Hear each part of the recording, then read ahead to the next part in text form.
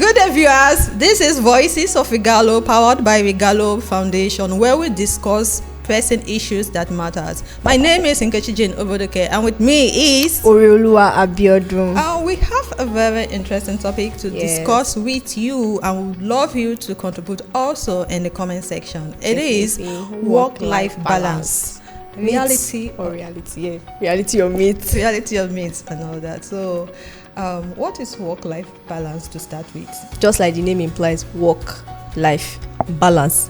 So you're basically balancing your work and your life and your ability to be effective at work, your ability to be responsible at work, at the same time your ability to keep a life, that's your family, your relationships, your social life, basically your mental life, emotional life, still keep it intact while still being productive at work. So basically talking about the merge in the two of them. That is what it means, but actually people really don't keep to it, like work-life balance, because you see some people, they take their work more, they take a laptop home.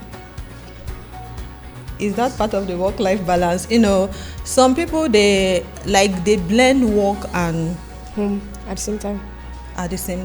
I think that in those days, in the days of our fathers, right, where they really everything they did ended at work, right, and then they could come home and be with the family. But now, where we have technology, we need to take our laptops. Even our phones are work gadgets, right? Yes. They follow us everywhere we go. But I think that one thing people should be intentional about is creating that boundary and that balance. How do we create the balance? How do employees in the workplace create this balance? Saying that, like, some really don't even know what it means, like creating the balance. Some don't even know whether there is balance or not. Like, for those who are, really coming up in the industry, like those who are coming up.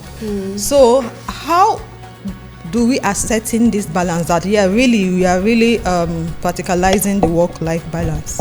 I think the truth is, and that's why I don't even know where to stand if I should say that it is possible, or it is a myth. Because the truth is, even people we see that rose up the ladder of success in their careers, at some point or the other, had to sacrifice a part of their life to be able to allow their work to grow, or to be able to grow in their career. So I think the only thing we can do as individuals or organizations, first off, should try to create policies around team members or staff leaving what is meant for the office at the office and not really meddling it into their personal lives. So say, for example, if your work hours is 9 to 5 p.m., you give a grace of maybe 2 hours extra. Once it's 7 p.m., managers or line supervisors should try as much as, except if it's an emergency or except if it's something that needs the urgent attention of the employee, they should try to, create that boundary to just, allow the employee have a life outside of their workspace. Okay, some people, they do, like, they have a specific hour in the night in which maybe they sleep for like 2 hours into the night, they wake up, like they have a study room, and you just wonder, because what I know is that, like, you have to sleep for up to 8 hours, like, to have that rest. But there are some people who tend to work over the night, and maybe it's like 3 o'clock or to 4, they tend to sleep, and the next day they are going to work. That is quite stressful. Yes, but I think that's like I said again, most people, if you are successful, you have to burn the midnight candle, actually. Anybody at all. We see how we advise students that, if you want to properly understand your studies, you have to wake up at certain times, read, to assimilate better, all of that. And I think it just cuts across every other aspect of life. You can't do things the same way every other person does it and expect your result to be different, right? There's, to an extent, a level of sacrifice you have to put into place. But I think where you can also draw the line is, if you've done this for like 3-4 days, you can take a break, right, and resume again at it. So in a way that you don't get burnt out, because sometimes people don't know where to take the break. They don't know where to stop, or they don't know when to stop. They just keep going and going without realizing that other aspects of their health is also suffering from it. So I think that there are also measures people could put into place depending on your schedule, depending on where you work, and how your life runs.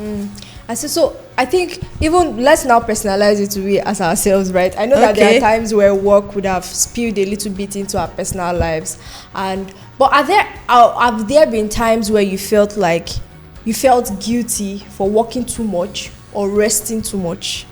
Okay, if I've not met the deadline, I will somehow feel guilty. Like, I'm somebody who tends to, like, I don't wait till that last day and everything. So I would like to do my work on time. So actually, there was no point I actually felt guilty, because if it is overwhelming, I call and take permission that, please, can you give me a day or two for me to be able to finish this project? You understand? Can you give me a day or two for me to finish these tasks? You understand? We are working to create impact for people. So when it's telling on us, our health, you take permission. So please, can you allow me a day or two to be able to achieve this and all that? And it's always granted. I think that is one point people in the workplace need to imbibe.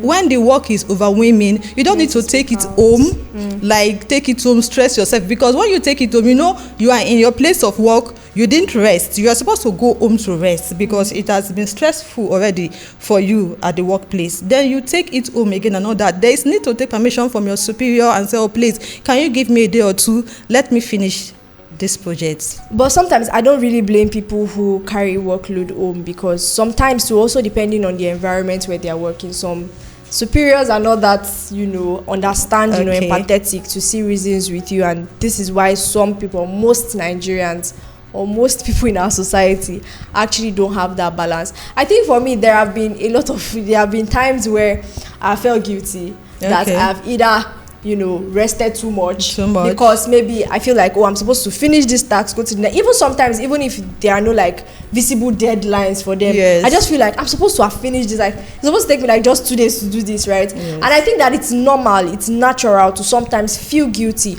but don't try to overstretch it, right? There are times you can work overtime to get a result or to get a project done or a task fulfilled, but there are also times you need that break. So I think what we're trying to speak about here is taking the break when it's necessary, because you are human. You have the tendency to actually break down. So you should take that break. And also, I think another aspect is that some people don't have social lives anymore because of the kind of work that they do. So it's also important for your complete well-being. You need a social life. Aside from the fact that you are prioritizing your mental health, your physical health, you also need that social life where you get to go out, interact with people. And, have good relationships with others. Balance. Yes, work-life balance also. You should also consider your health. When you work and you don't rest, because you have some certain goals to achieve and all that, you will just break down, and even the work, they'll put another person there. So consider your health when you're thinking about work-life balance. Is real. It's just for you to just prioritize your time and get your tasks done. Then when it's time to be with your family, you be with your family and enjoy the moment with them. All right, so I think we've come to the end of this episode. I'm sure most of you don't agree with most of the things we've said here, but definitely you can leave your suggestions in the comment section. We'll also be reading, we'll also be learning from you. So till we come your way next time, please do wait to like this video, subscribe, and share it with as many people as possible. Bye for now. See you in our next episode. Bye.